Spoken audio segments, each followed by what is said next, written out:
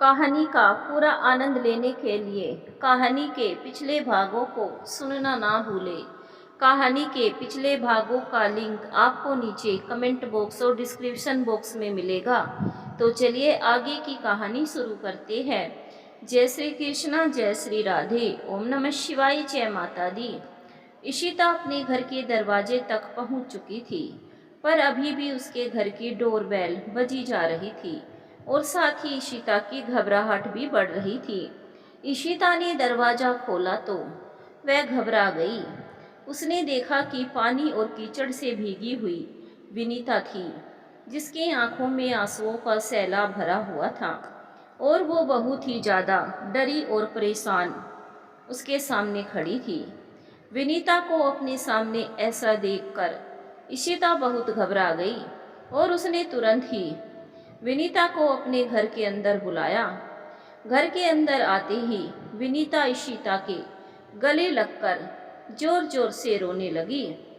विनीता को ऐसे रोता हुआ देखकर इशिता बहुत ही ज़्यादा घबरा गई कि आखिर अचानक से क्या हुआ है विनीता को, जो वो इस वक्त ऐसी हालत में यहाँ मेरे पास आई है। उसने पहले तो विनीता का रोना बंद कराया और फिर उसे पानी पिलाया। विनीता, क्या हुआ है? तुम यहाँ, वो भी ऐसी हालत में? घर में सब ठीक तो है ना? कुछ हुआ है क्या? जीजू और बच्चे तो ठीक है ना? विनीता इशिता के सवाल सुनकर खुद को संभाल नहीं पाई और एक बार फिर इशिता के गले लगकर जोर जोर से रोने लगी और रोते रोते उसने कहा कि सब कुछ खत्म हो गया इशिता। मेरे बच्चे, मेरा पति और मेरा घर, सब कुछ खत्म हो गया। मैं कहीं की नहीं रही। मुझे तो अब लगता है कि मैं मर जाऊं। जीने की आस ही नहीं बची मेरे अंदर।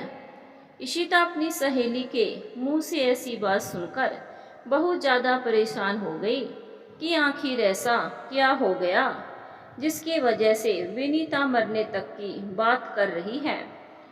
कहीं विनीता के घर में कोई अनहोनी तो नहीं हो गई जिससे वो ये सब कह रही है। उसने तुरंत विनीता से पूछा, क्या हुआ है? मुझे बता, तू ऐसे क्यों रो रही है?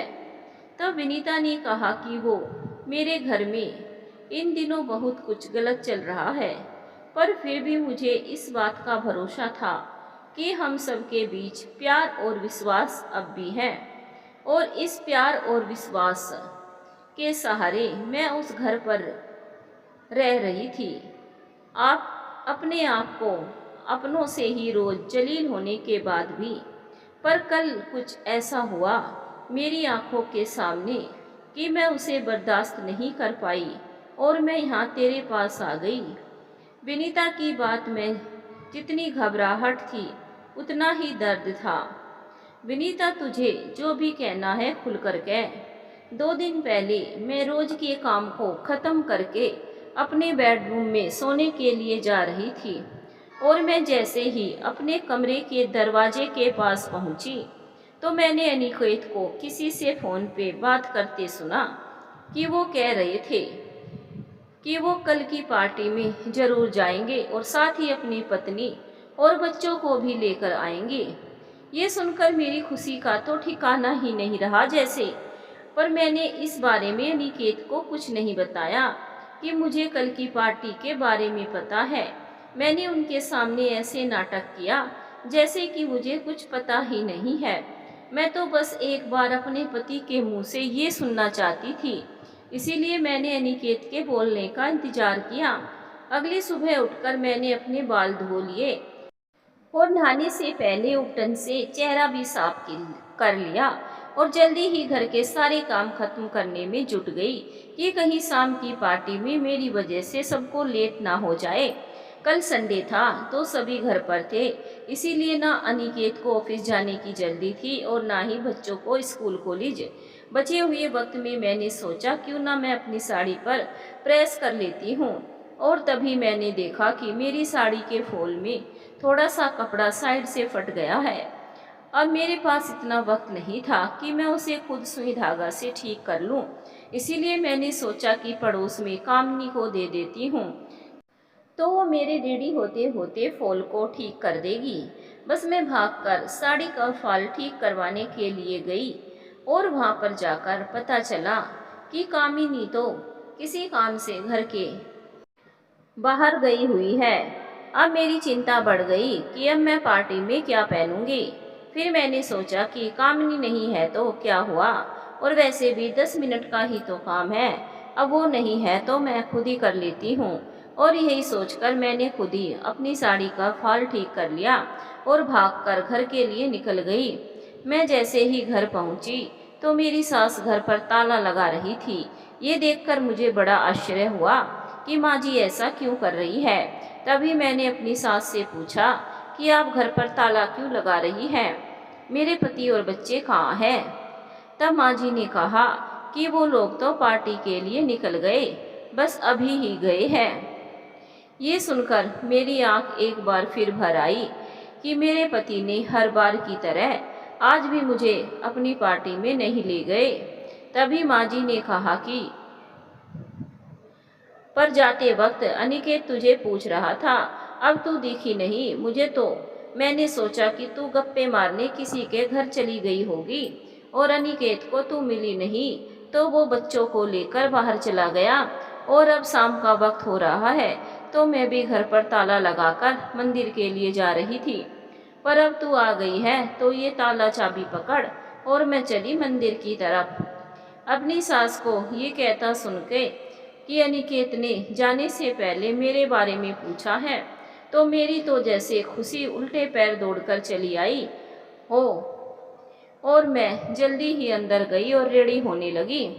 मैं आज बहुत खुश थी कि मैं अपने पति और बच्चों के साथ पार्टी में एंजॉय करूंगी।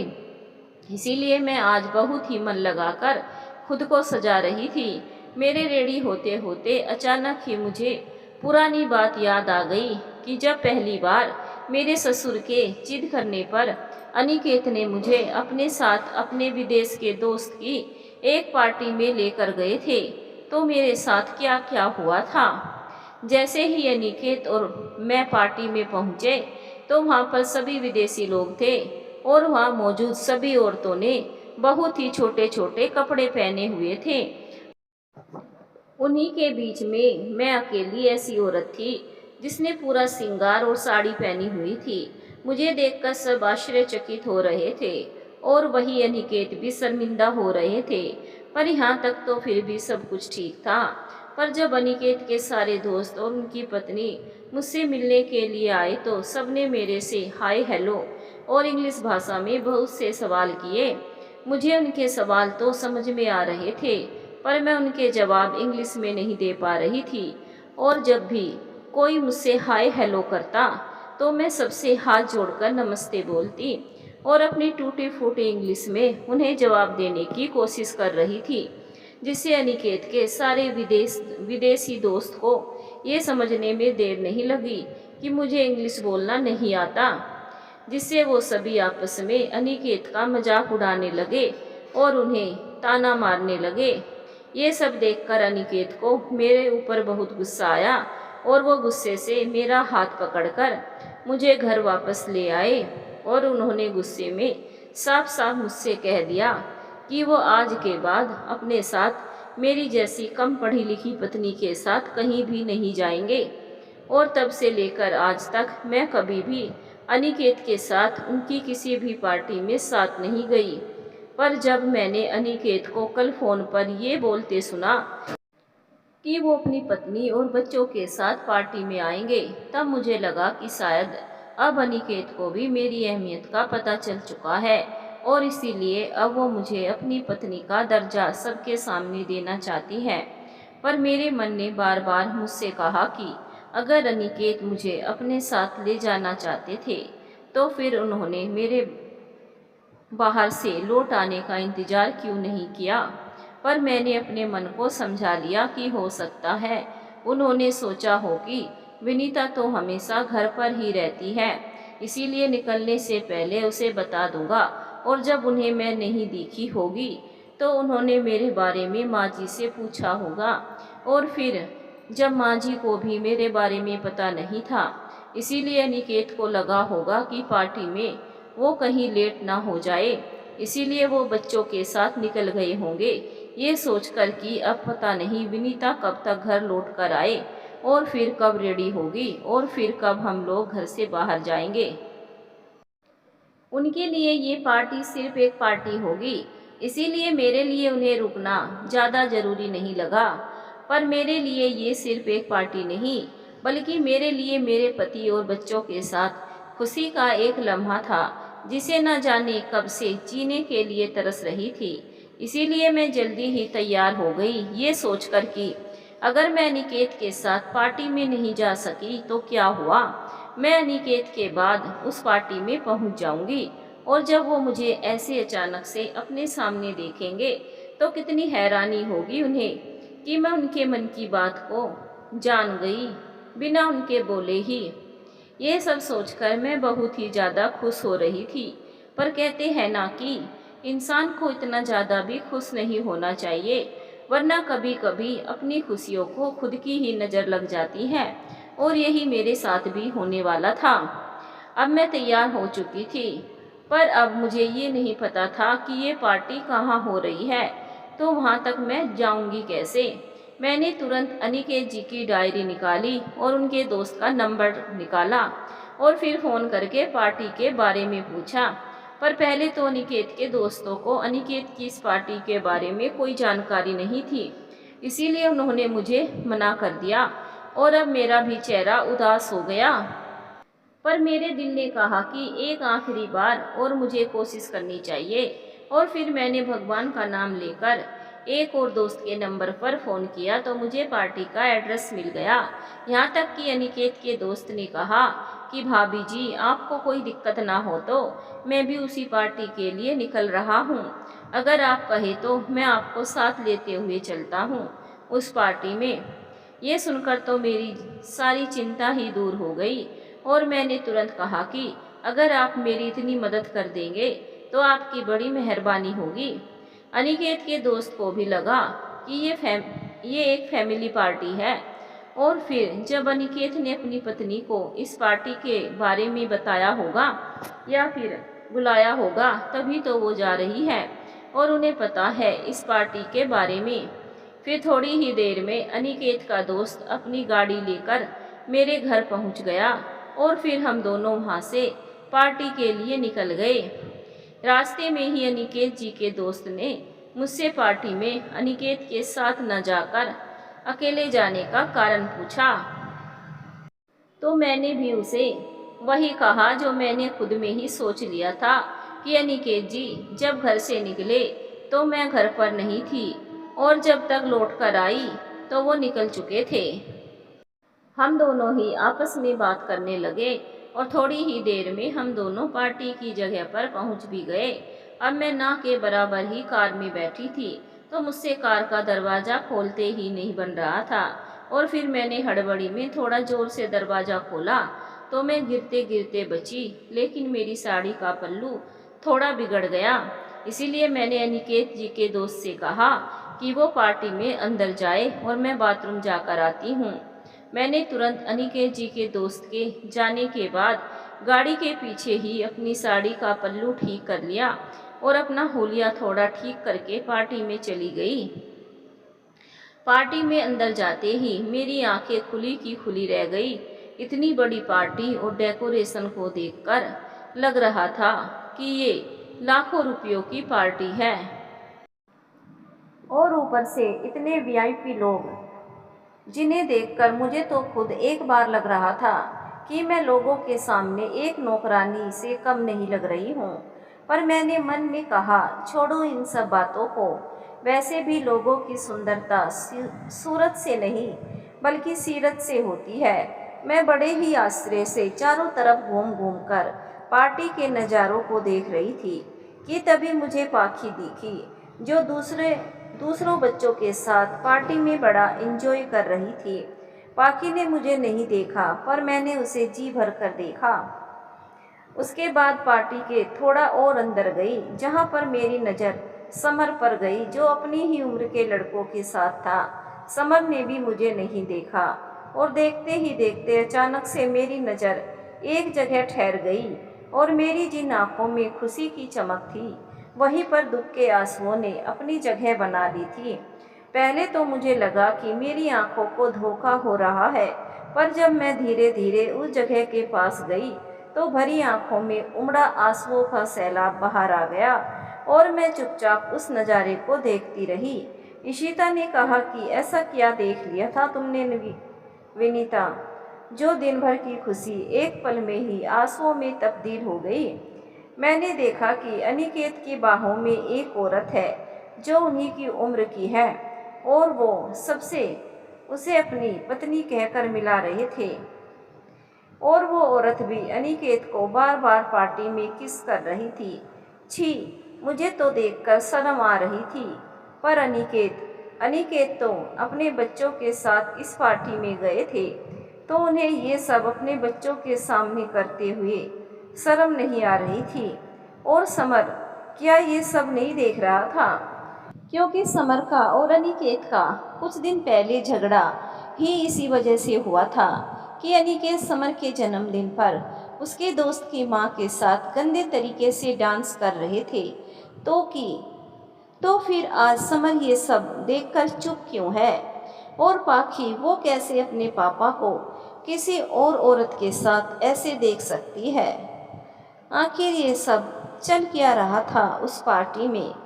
मुझे तो कुछ समझ ही नहीं आ रहा था। एक पल को तो मुझे ऐसा लगा कि जैसे मैं खुली आंखों से सपना देख रही हूँ।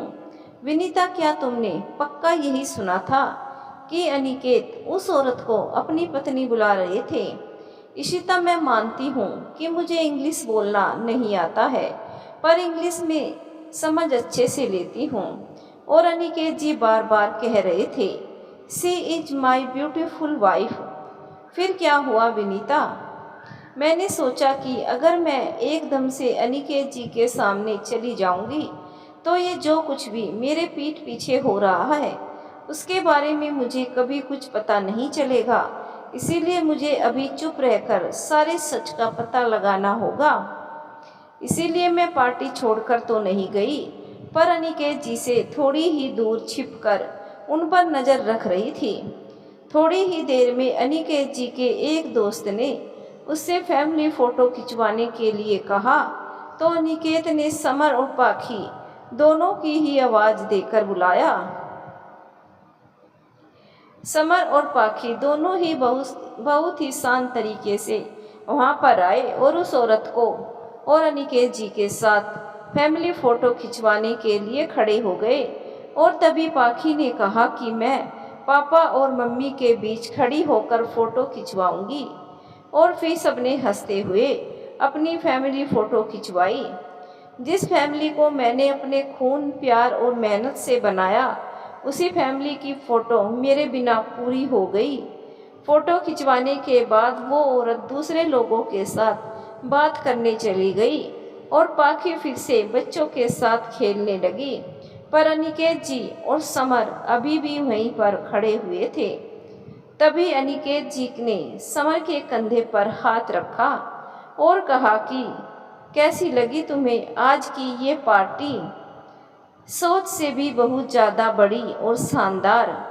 अगर मेरे साथ मिलकर रहोगे जैसे कि तुम्हारी छोटी बहन पाखी रहती है, तो ऐसे ही ना जाने कितनी पार्टी और देखने को मिलेगी तुम्हें। पर पापा, क्या ये सब कुछ सही है? इसमें गलत ही क्या है? क्या तुम, पाखी और मैं आपस में फैमिली नहीं है? मैं हमारी बात नहीं कर रहा, पर उस औरत की। तभी अनिकेत ने समर को टोकते हुए कहा कि उर्वशी नाम है उसका और तुम भूल रहे हो कि तुम एक फैमिली पार्टी में हो, जो कि वो तुम्हारी माँ है। इसीलिए अगर तुम उसे अपनी मम्मी कहोगे तो मुझे ज़्यादा अच्छा लगेगा। हाँ, वो उर्वशी मम्मी को ऐसे सबके सामने आपकी पत्नी और हमारी माँ कहकर सबसे मिलवाना क्या सही है?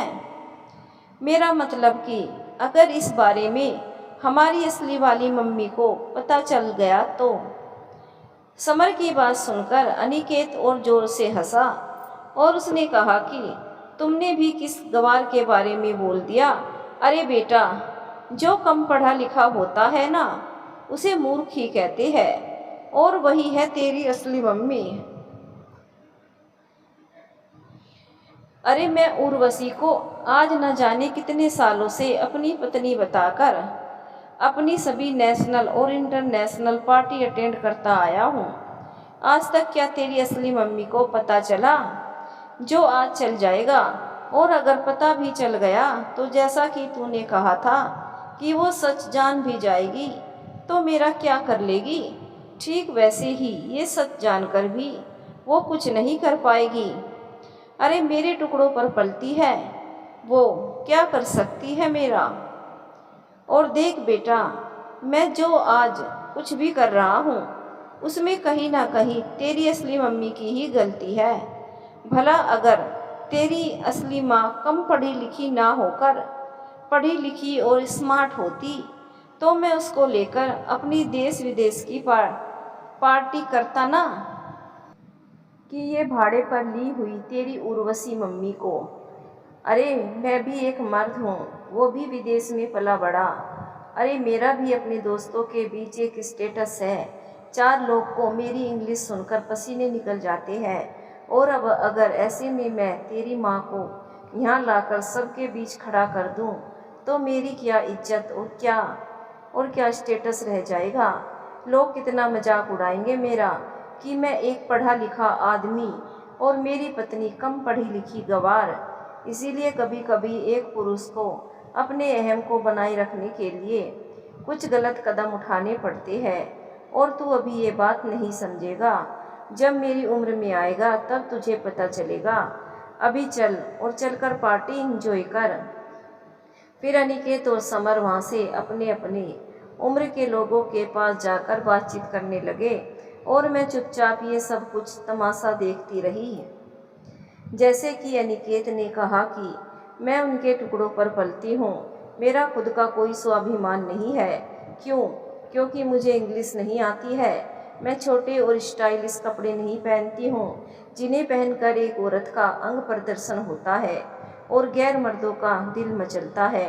मेरे अंदर अब अनिकेत और मेरे बच्चों के सामने जाने की हिम्मत नहीं थी, इसीलिए मैं वहाँ से चुपचाप ऑटो पकड़कर घर आ गई। घर आने के बाद मैं सीधे अपने कमरे में गई जहाँ मेरी और अनिकेत की शादी की फ़ोटो लगी हुई थी। उस फोटो को देखकर मुझे अपनी शादी की बात याद आ गई, और याद आ गए वो 7 वचन जो अनिकेत ने मेरे साथ लिए थे कि वो हर हालातों में मेरे साथ रहेंगे, कभी भी मुझे धोखा देकर किसी पराई स्त्री के साथ कोई संबंध नहीं रखेंगे, मेरे हर सुख दुख के साथ ही बनेंगे, और सिर्फ ये जन्म ही नहीं बल्कि 7 जन्म तक वो मुझे अपनी पत्नी के रूप में स्वीकार करेंगे। तो फिर क्या हुआ अनिकेत को, और क्या हुआ उन 7 वचनों का जो अनिकेत ने मेरी मांग में सिंदूर और गले में मंगलसूत्र पहना कर लिया था? क्या अनिकेत से अपने किए 7 वचन में से एक वचन भी निभाया ना गया? क्या एक आदमी के लिए इतना मुश्किल होता है अपने चरित्र और अहम को संभाले रखना कि वो अपनी पत्नी, जिसे वो अपने पूरे समाज के साथ उसके घर उसे लेने जाता है, तो फिर उस पत्नी के अपने पति की ज़िंदगी में आते ही उसका पति की चाह ही कैसे बदल जाती है, और कैसी शान, कैसी इज्जत। अगर कोई औरत इंग्लिश नहीं बोल सकती तो वो क्या पत्नी कहलाने के लायक नहीं है? क्या उसे हटाकर दूसरी औरत जो इंग्लिश बोलती है उसे अपनी पत्नी की जगह दे देनी चाहिए? क्या एक आदमी के लिए उसका स्टेटस ही सब कुछ होता है 4 लोगों के सामने? कहाँ जाते हैं ये 4 लोग उस आदमी के जब वो किसी बड़ी मुसीबत में होता है या जब वो बीमार होता है? और कहाँ जाती है इंग्लिश और मॉडर्न औरतें जब उस आदमी की तबीयत खराब होती है? तो क्या ये 4 लोग और ये मॉडर्न औरतें आती हैं उसे खाना और दवाई देने, उस आदमी के कपड़े धोने, सुबह से उठकर रात तक उसके पीछे पीछे उसकी हर एक ज़रूरत का ख्याल रखने? अरे तब उस आदमी की पत्नी होती है, जैसे हर कामयाब पति के पीछे उसकी पत्नी होती है, ठीक वैसे ही हर सुख दुख में उसका साथ देने वाली एक पत्नी ही होती है। फिर वो पत्नी पढ़ी लिखी हो या मेरी जैसी कम पढ़ी लिखी हो। और फिर इतना कहते कहते विनीता जोर जोर से रोने लगी। इशिता से अपनी सहेली का ऐसा रोना देखा नहीं जा रहा था, पर वो कुछ कर भी नहीं सकती थी, क्योंकि कभी कभी खुलकर रो लेने से इंसान के दुख तो नहीं, पर मन जरूर हल्का हो जाता है। और इसीलिए इशिता ने भी विनीता को जी भरकर रोने दिया, क्योंकि विनीता को सिर्फ आज जो कुछ भी हुआ उसका गम नहीं था, बल्कि जिस दिन से अनिकेत ने उसकी मांग में सिंदूर भरकर उसे अपनी कम पढ़ी लिखी पत्नी और अपने घर की कम पढ़ी लिखी बहू बनाया था, उस दिन से विनीता ने बहुत कुछ अपने दिल में दबा कर रखा हुआ था।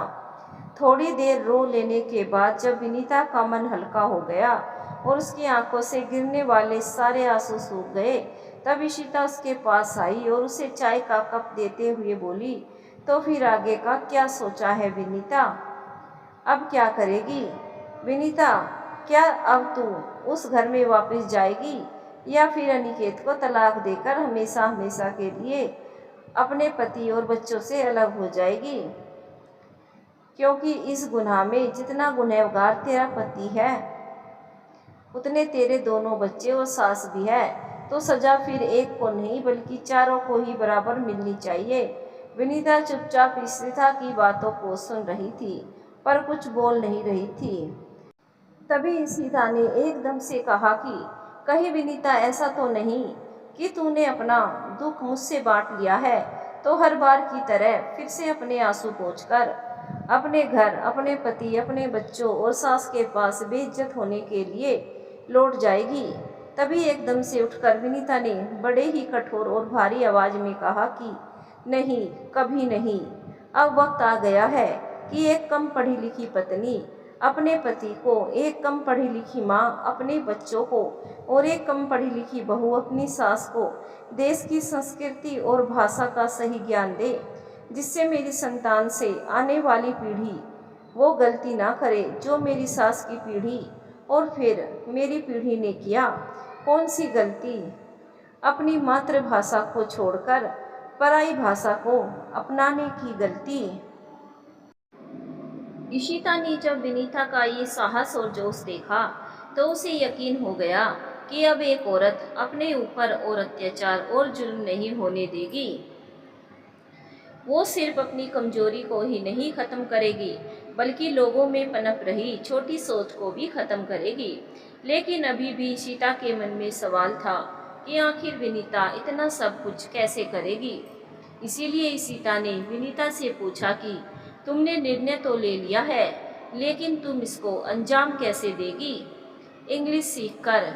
पर मेरी नज़र में इंग्लिश सीखना तो कोई रास्ता नहीं है इन लोगों को सबक सिखाने का। और इंग्लिश सीखकर तुम भी कहीं ना कहीं इंग्लिश भाषा को ही प्रोत्साहित कर रही है। तो अब तू क्या करेगी? इशिता, पहले तो मैं तुम्हें ये बात साफ कह दूं कि मुझे इंग्लिश भाषा से कोई दुश्मनी नहीं है। हमारी भाषा की तरह वो भी एक भाषा ही है और आज के लोग उसके लिए पागल हो चुके हैं, तो इसमें इंग्लिश भाषा का कोई दोष नहीं है। ये तो हम सबकी छोटी मानसिकता है कि हम अपनी मातृभाषा को छोड़कर हाई फाई इंग्लिश बोलेंगे तो लोगों के बीच हम बहुत पढ़े लिखे और हमारा अलग ही स्टेटस बनेगा। पर यह सच नहीं है। भाषा कभी किसी का स्टेटस नहीं दिखाती है, बल्कि आपकी मानसिकता और आपकी सोच अपना स्टेटस बनाती है। पर लोगों को बस बाहरी दिखावे में ही अपना स्टेटस और चरित्र दिखता है। और तुमने ये तो सुना ही होगा कि जब कोई चीज़ ज़रूरत से ज़्यादा हो जाती है तो वो अच्छी नहीं होती है। सिर्फ उसके लिए नहीं जिसने इसकी अधिकता को बढ़ाया है, बल्कि उन लोगों को भी जिनके साथ ये बढ़ाने की कोशिश की जा रही है। मुझे कुछ समझ नहीं आया विनीता, तुम कहना क्या चाहती है? मैं तुम्हें उदाहरण देकर समझाती हूँ। जैसे मेरे पति अनिकेत की ये इच्छा थी कि वो बाहर विदेश जाकर पढ़ाई करे और अपनी जिंदगी में कुछ बन जाए, इसीलिए वो विदेश पढ़ने चले गए। पर तू ही बता, हमारे देश में कौन सी शिक्षा की कमी थी? और यहाँ पढ़कर क्या कुछ भी नहीं बना जा सकता था? लेकिन अनिकेत के छोटे से दिमाग में ये बात समझ नहीं आई। पर फिर भी ठीक है, उनको जो सही लगा उन्होंने वो किया। पर अब वो अपनी पढ़ाई और इंग्लिश अपनी पत्नी और बच्चों पर थोपने की कोशिश करे तो ये गलत बात है। जरूरी नहीं है कि सब इंग्लिश बोल सकते हैं तो आप सबका मजाक बनाए या फिर ज़बरदस्ती आप किसी को इंग्लिश पढ़ने या बोलने के लिए मजबूर करें। विनीता की बात सुनकर अब इशिता को भी अपनी भाषा से बहुत प्यार और अपनापन लगने लगा और इशिता ने बहुत ही खुशी और जोश से कहा कि वाह विनीता, तेरी बात सुनकर मुझे भी अब हिंदी भाषा से बहुत प्रेम और गर्व महसूस हो रहा है। अब से मैं भी सबसे उठकर गुड मॉर्निंग या हैव ए नाइस डे नहीं बल्कि सुप्रभात या फिर जय श्री राम बोला करूँगी। इशिता की बात सुनकर विनीता के चेहरे पर भी हंसी आ गई। अब इंग्लिश को मैं अपनी कमजोरी नहीं बल्कि हिंदी को मैं अपनी ताकत बनाऊंगी। वो कैसे विनीता? बस देखती जा तू। उधर जब पार्टी में ही अनिकेत का वो दोस्त अनिकेत से मिला जिसने विनीता को पार्टी तक लिफ्ट दी थी, तो उसने बताया कि विनीता भी उसके साथ इसी पार्टी में आई हुई है। ये सुनकर अनिकेत के होश उड़ गए और वो विनीता को चारों तरफ पार्टी में ढूंढने लगा। बहु ढूंढने के बाद भी जब अनिकेत को विनीता कहीं नहीं मिली, तब उसने ये बात समर और पाखी से बताई और अब तीनों ने मिलकर विनीता को ढूंढना शुरू कर दिया। बहुत टाइम बीत जाने के बाद जब विनीता का कुछ भी अता पता नहीं चला, तब अनिकेत ने अपने बच्चों से कहा कि चलो अब हमें घर चलना चाहिए। थोड़ी ही देर में तीनों घर पहुंच गए और घर के अंदर जाते ही अनिकेत जोर जोर से विनीता का नाम पुकारने लगा, जिसे सुनकर हीरा देवी बाहर आई और उसने अपने बेटे से कहा कि 20 साल में क्या तुझे आज अपनी पत्नी से प्यार हो गया है, जो इतना जोर जोर से उसका नाम पागल प्रेमी की तरह चिल्ला रहा है। अनिकेत गुस्से और परेशानी दोनों में था। उसने अपनी माँ की बात को अनसुना कर कहा कि क्या विनीता घर आई है? विनीता घर से बाहर कब गई? मुझे तो ये पता ही नहीं है। माँ, आप ये सास बहू की तू मैं बाद में कर लेना। विनीता से अभी मुझे ये बताइए कि वो घर पर है या नहीं। मुझे तो मंदिर से आए 2 घंटे से ऊपर हो गए हैं, पर विनीता तो मुझे कहीं नहीं दिखी और मैंने भी ज़्यादा ध्यान नहीं दिया उस पर बात क्या है? विनीता मेरी दोस्त की पार्टी में आई थी, वो भी मेरे एक दोस्त के साथ लिफ्ट लेकर, और मैंने उसे पूरी पार्टी में ढूंढ लिया, पर वो मुझे वहाँ कहीं भी नहीं मिली।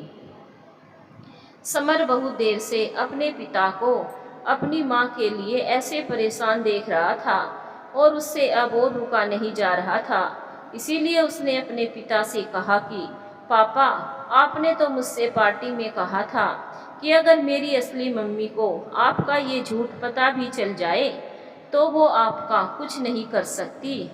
तो फिर अब आप मम्मी के वहाँ जाने से इतना परेशान क्यों है? क्या आपकी भी बाकी के पतियों की तरह अपनी पत्नी से अनिकेत का विनीता के न मिलने पर दिमाग पहले से ही खराब था? ऊपर से अपने बेटे के मुंह से ये सुन करके उसके पिता को उसकी माँ से डर लगता है। अनिकेत के अहम को बर्दाश्त नहीं हुआ और वो समर पर गुस्सा करते हुए बोला कि अरे वो तेरी जो गवार माँ है ना, उसे ना तो बोलना आता है और ना ही बोलने का तरीका। अरे उस पार्टी में अगर उसने किसी से बात कर ली और अपने मुंह से सारा सच बता दिया कि वो कौन है, तो तुझे पता है कि मेरी बनी बनाई इज्जत दांव पर लग जाएगी और मेरी हंसी जो सबके बीच होगी उसका तो मैं अंदाजा भी नहीं लगा सकता। अनिकेत के मुंह से ये सब सुनकर समर को तो उसका जवाब मिल गया, पर हीरा देवी को अपने बेटे की यह बात समझ नहीं आई और उसने कहा कि तू इतना परेशान क्यों है उसके पीछे। अरे किसी से कुछ नहीं बोलेगी वो, तू चिंता मत कर। तभी पाखी ने कहा कि आपको इतना कैसे यकीन है दादी कि मम्मी किसी से कुछ नहीं बोलेगी। अरे बोलेगी तो तब ना जब उसे अंग्रेजी बोलनी आती होगी और तेरी माँ की हिंदी वहाँ किसी को समझ नहीं आएगी। और फिर हीरा देवी इतना कहकर जोर जोर से हंसने लगी। थोड़ी देर तक सभी ने विनीता का इंतजार किया, पर जब विनीता की कोई भी खबर नहीं मिली तो अब सबने विनीता का इंतजार करना छोड़ दिया और अपने अपने काम में लग गए। लेकिन हीरा देवी को अभी भी विनीता के आने का इंतजार था। इसलिए नहीं कि विनीता की उन्हें चिंता थी, बल्कि इसीलिए कि उनके घर का काम कौन करेगा। अब 2 घंटे बीत चुके थे, पर किसी को अभी भी विनीता की कोई चिंता नहीं थी कि वो कहाँ है, कैसी है, ठीक है या नहीं है, किसी मुसीबत में तो नहीं है। विनीता के घर वालों को कोई चिंता नहीं। इधर इशिता के घर पर इशिता ने विनीता से कहा कि विनीता किसी को बिना बताए यहाँ आ गई है, तो वहाँ सब परेशान हो रहे होंगे तेरे लिए। जब तू वापस जाना ही नहीं चाहती है तो उनको एक फ़ोन करके ही बता दे कि तू जहाँ भी है ठीक है। और जब तू कुछ दिन यहाँ रहने वाली है, ये बात जानकर उन लोगों को भी थोड़ा सुकून मिलेगा, वरना बच्चे भी अब तेरे लिए परेशान हो रहे होंगे। विनीता को इशिता की बात सुनकर बड़ी हंसी आ गई और उसने कहा कि क्या हुआ इशिता तुझे? तूने मेरी जैसी गलतफहमी पालना कब से शुरू कर दिया? गलतफहमी कैसी विनीता? यही गलतफहमी कि मेरे पति, मेरी सास और मेरे बच्चों को मेरी चिंता हो रही होगी कि मैं कहाँ हूँ, कैसी हूँ। अरे मेरी सास ने मेरे पति को और फिर मेरे पति ने मेरे बच्चे को, वो इंग्लिश में कहते हैं ना, फुल ट्रेनिंग दी है मेरे होने या ना होने पर फर्क ना पड़ने की। किसी को कोई फर्क नहीं पड़ रहा होगा उस घर में। हाँ, अगर किसी को 1% भी मेरी कमी खल रही होगी ना, तो वह है मेरी प्यारी सासू माँ, जिन्हें घर के काम वाली मतलब की मेरी याद आ रही होगी। बाकी उस घर में किसी को कोई फर्क नहीं पड़ता इशिता कि मैं जिंदा हूँ या नहीं। और फिर इतना कहते कहते विनीता की आंखें नम हो गई। इशिता समझ गई कि विनीता भले ही अब रोना बंद कर चुकी है, पर उनके दिल में अपनों का दिया दर्द अभी भी उतना ही चुभ रहा है। तो अब क्या करना है विनीता? और मैं अब तेरी कैसे मदद कर सकती हूँ? वक्त क्या हुआ है? रात के 9 बजने वाले हैं। चल अनिकेत जी के नंबर पर फ़ोन लगा तू। इशिता बहुत हैरान हो गई और कहा कि अभी तुमने ही कहा कि वहाँ किसी को तुम्हारी कोई परवाह नहीं है, कि अब क्यों तुम फ़ोन लगाने के लिए कह रही है? तो फ़ोन तो लगा, फिर तुझे सब बताती हूँ। इशिता ने अनिकेत को कॉल किया। इशिता का फ़ोन देखकर अनिकेत पहले ही समझ गया कि हो ना हो विनीता इसी के पास गई होगी अपना दुखड़ा सुनाने। पर फिर भी अनिकेत ने इशिता को फ़ोन उठाया और उठाते ही उसने इशिता से कहा कि तो पहुंच गई तुम्हारी सहेली तुम्हारे पास हमारे दर्द की कथा सुनाने। अनिकेत के मुंह से ये सब सुनकर इशिता के तो होश ही उड़ गए। पर विनीता अपने पति की आदत से बखूबी परिचित थी, इसीलिए उसे अनिकेत की इस बात से कोई हैरानी नहीं हुई। आपको कैसे पता जीजू कि विनीता मेरे पास आई है? इस बात पर अनिकेत जोर से हंसता हुआ बोला कि वो इसीलिए क्योंकि मुझे तुम्हारी सहेली के बारे में वो सच पता है जो शायद तुम्हें नहीं पता। क्या? अनिकेत ने तब बड़े ही ताव से कहा कि तुमने वो कहावत तो सुनी ही होगी कि कुएं का मेंढक सिर्फ कुएं तक ही सीमित रहता है। ठीक वैसे ही तुम्हारी सहेली भी है, वो इससे ज़्यादा और कहीं नहीं जा सकती। विनीता को अपने पति से तो ऐसे ताना सुनने की आदत थी, इसीलिए उसे अपने पति की बात पर ज़्यादा फर्क नहीं पड़ा। पर इशिता को अपनी सहेली के बारे में ये सब सुनकर बहुत गुस्सा आ गया और उसने अनिकेत से कहा कि जीजू, मैंने आपको ये बताने के लिए कॉल किया है कि विनीता कुछ दिनों के लिए अब मेरे साथ ही रहेगी। जब उनका मन करेगा तब वो। और तभी अनिकेत ने इशिता की बात बीच में काटते हुए कहा कि अगर उसका मन करे भी तो यहाँ मत भेजना, क्योंकि उसने यहाँ आने से और यहाँ से चले जाने से ज़्यादा कोई फर्क नहीं पड़ता किसी को भी। अनिकेत को ऐसे बोलते सुन हीरा देवी से रहा नहीं गया और उसने पीछे से चिल्लाकर कहा कि अरे वो चली जाएगी तो इस घर का काम कौन करेगा? इस उम्र में मैं अपना हाथ पैर नहीं तुड़वाऊंगी। सुन तू, उसे बोल दे कि जिस पैर से इस घर से गई है उन्हीं पैर से चुपचाप वापस आ जाए और आकर अपनी गृहस्थी चलाए। हीरा देवी की बात सुनकर अब इशिता ने बड़े ताव से अनिकेत से कहा कि आपकी माँ की बात सुनकर तो ऐसा लगता नहीं है कि आपका घर मेरी सहेली के बिना एक दिन भी चल पाएगा। तुम्हारी सहेली की ज़रूरत इस घर में सिर्फ एक काम वाली जितनी है और इसीलिए मेरी माँ अपनी बहू को नहीं बल्कि एक काम वाली को वापस लौट आने के लिए कह रही है। तो अब मैं अपनी माँ की ये ज़रूरत भी एक नौकरानी रखकर पूरी कर लूँगा और आप अपनी बहन को, अपनी सहेली को अपने घर पर रख अपनी ज़रूरत का काम करवा लेना। वैसे आपकी सहेली काम बहुत अच्छा करती है, तो आप उसकी एक मेड के रूप में अच्छी जॉब लगवा सकती हैं। अनिकेत ने जब इशिता के ताने का जवाब अपने ताने को मार कर दे दिया था और ऐसा करके अनिकेत का अहम संतुष्ट हो चुका था, इसीलिए उसने अपनी बात कहकर इशिता का कॉल कट कर दिया। अनिकेत के कॉल कटने के बाद इशिता का गुस्सा और बढ़ गया और अब वो अनिकेत को ही बहुत उल्टा सीधा बोलने लगी। पर विनीता अभी भी चुपचाप इशिता की बातों को सुन रही थी। इशिता का ध्यान अचानक ही विनीता पर गया, जो बड़ी खामोशी से इशिता की बातों को सुन रही थी। तो इशिता ने कहा कि तूने कुछ बोला क्यों नहीं जीजू से? अरे उनकी इतनी घटिया सोच जानने के बाद मुझे तो उन्हें जीजू कहने का भी मन नहीं कर रहा है। फिर भी वो तेरे पति है, तू कैसे उन्हें इतना झेल लेती है? तू उनके इस ताने का कोई जवाब क्यों नहीं देती? क्यों ऐसे चुपचाप बस सुनती रहती है? तेरी इसी खामोशी को न सिर्फ तेरे पति बल्कि तेरी सास और अब तेरे बच्चे भी फायदा उठा रहे हैं।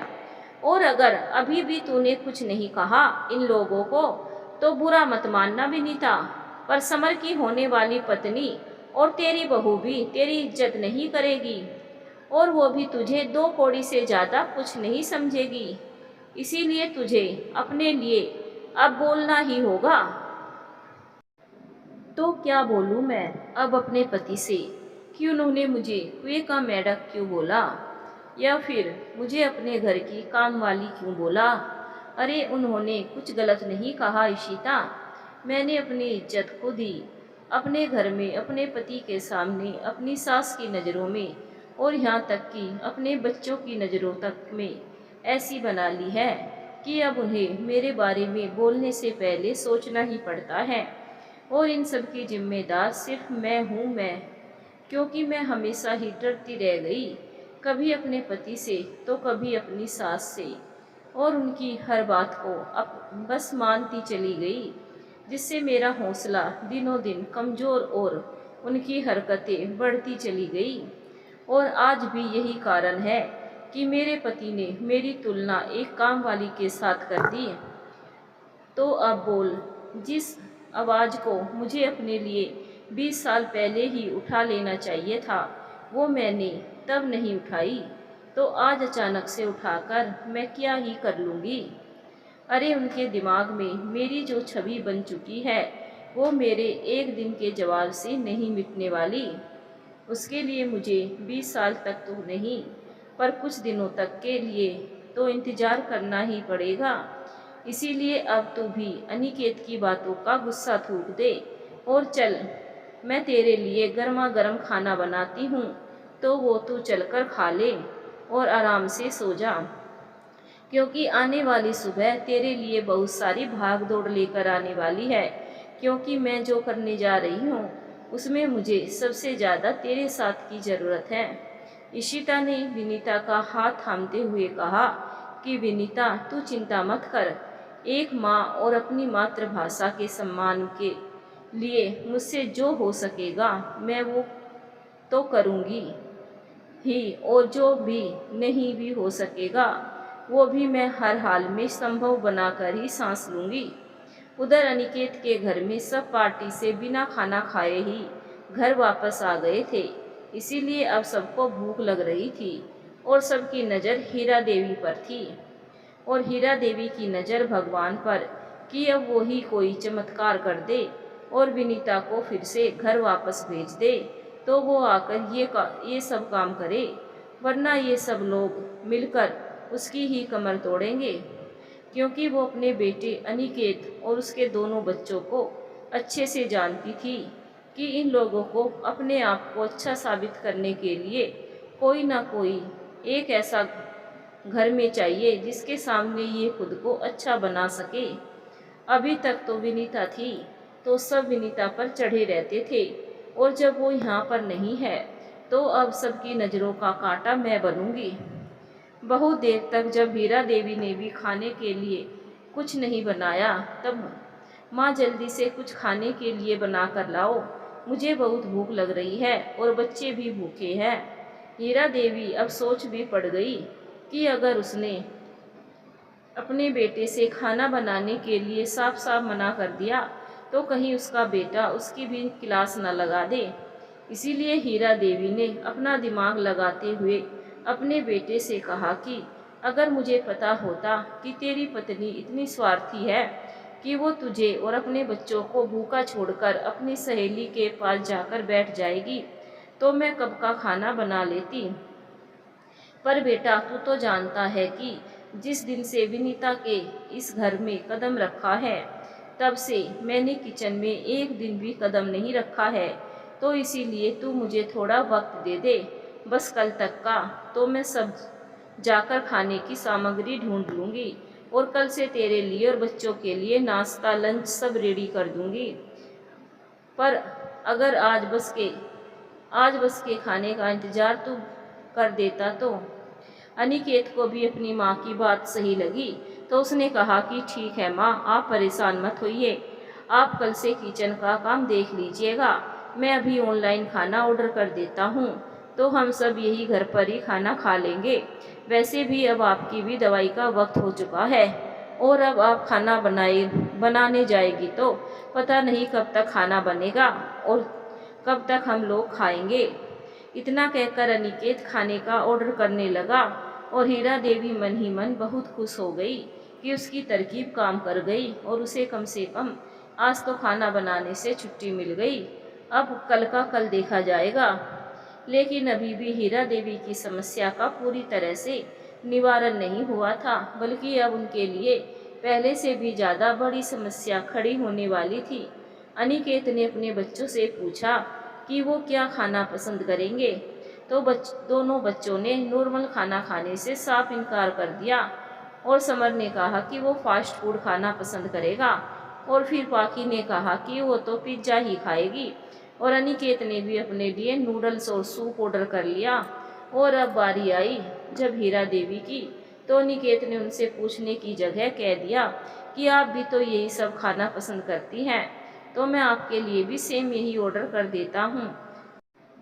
अब बेचारी हीरा देवी बहुत बुरी तरह से फंसी कि वो चाहकर भी अपनी पसंद का खाना नहीं खा सकेगी, और अब इस उम्र में भूखा रहना हीरा देवी के बस के बाहर था।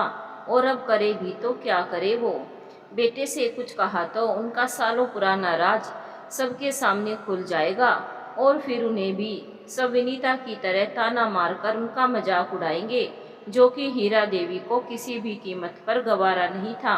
ऑर्डर किया हुआ खाना अब घर पहुंच चुका था। अनिकेत के साथ साथ अब समर और पाखी ने बड़े मज़े से खाना खाना शुरू भी कर दिया था। लेकिन डाइनिंग टेबल पर बैठी हीरा देवी ये सोच रही थी कि वो कैसे ये सब मैदा की बनी चीज़ें खाए, क्योंकि उनको तो ये सब एक आंख नहीं भाता था। बहुत देर तक जब हीरा देवी ने कुछ भी नहीं खाया, तब क्या हुआ माँ आपको? आप खाना क्यों नहीं खा रही है? आपको तो ये पसंद है ना, फिर अभी तक आपने ये खाना क्यों नहीं खाया? कहीं आपको भी विनीता की तरह रोटी सब्जी तो नहीं खाना था? और इतना कहने के बाद अनिकेत और दोनों बच्चे हंसने लगे। ये देखकर हीरा देवी ने बात बनाते हुए कहा कि अब देख अनिकेत, मैं अगर कुछ भी कहूँगी तो तू कहेगा कि माँ आप फिर से शुरू हो गई है। पर सच तो यही है अनिकेत कि मैं चाहे लाख विनीता को भला बुरा कह दूं, पर मैं उसे दिल से अपनी बेटी की तरह ही मानती हूँ। और अब मुझे उसी बेटी की बहुत चिंता हो रही है, और इसीलिए मुझसे आज खाना नहीं खाया जा रहा। तुम लोग खा लो, मेरा जब मन थोड़ा ठीक हो जाएगा तो मैं भी खा ही लूँगी। अपनी माँ को विनीता के लिए ऐसे परेशान देखकर अनिकेत को अपनी माँ पर बहुत प्यार आने लगा, और वो मन में सोचने लगा कि एक तरफ मेरी माँ है जो उस विनीता के बारे में सोच सोच कर खुद को दुखी और खाना तक नहीं खा रही है, और एक तरफ वो विनीता है जो अपने इतने छोटे बच्चों को छोड़कर अपनी सहेली के घर में मज़े से खा पी कर सो रही होगी। अनिकेत को जब अपनी माँ का ऐसा भूखा रहना देखा नहीं गया, और वो जबरदस्ती अपनी माँ को पिज्ज़ा का एक बाइट खिलाने लगा। हीरा देवी ने जैसे तैसे करके उस टुकड़े को अपने गले से नीचे उतारा और वहाँ से कुछ काम का बहाना बनाकर भाग गई। लेकिन अनिकेत और उसके दोनों बच्चों का खाने से ध्यान हट ही नहीं रहा था। उन्हें तो बस खुद की ही पेट पूजा से मतलब था। इसीलिए ना तो अनिकेत को एक बार भी विनीता की याद आई, और ऐसा ही अनिकेत ने अपने बच्चों को भी बना दिया था, जिससे विनीता के घर से चले जाने के बाद उसके दोनों बच्चों में से किसी ने भी अपनी माँ को एक कॉल तक करना जरूरी नहीं समझा। उधर इशिता तो आज अपनी सहेली के हाथ का स्वादिष्ट खाना खाकर बिस्तर पर लेटते ही सो गई, पर विनीता को अभी भी नींद नहीं आ रही थी। उसे तो अपने बच्चों की चिंता हो रही थी कि कहीं उसकी इस लड़ाई में उसके बच्चों को बहुत कुछ सहना ना पड़े, क्योंकि विनीता अपनी सास की आदत जानती थी कि वो कभी भी उठकर खुद से खाना नहीं बनाएगी, चाहे वो खुद भूखी रह जाए तो रह जाए। और विनीता को अपनी सास पर इतना यकीन इसीलिए था क्योंकि इन 20 सालों में जब भी विनीता की तबीयत खराब हुई या वो बीमार पड़ी तो उसकी सास ने कभी भी उसे एक गिलास तक पानी के लिए नहीं पूछा था। उल्टा अपने बेटे अनिकेत के कान भरकर बुखार से तड़पती विनीता से ही अपने घर का चूल्हा जलवाती थी।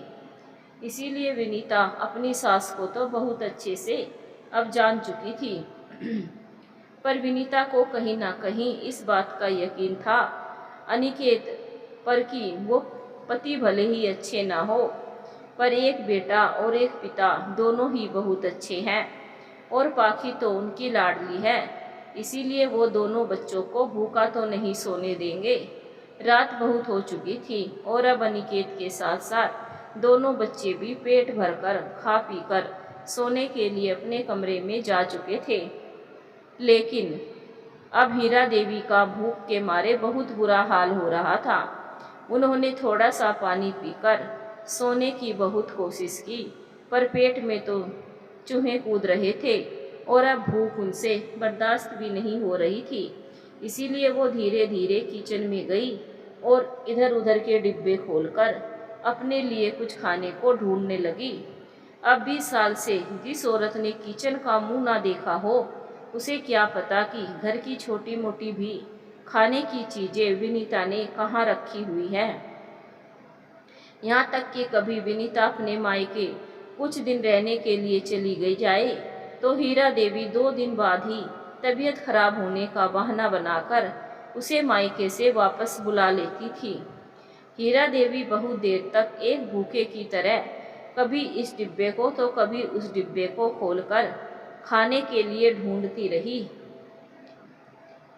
पर जब उनके हाथ कुछ नहीं लगा और तो वो थक हार कर वहाँ से बाहर हॉल में आकर बैठ गई।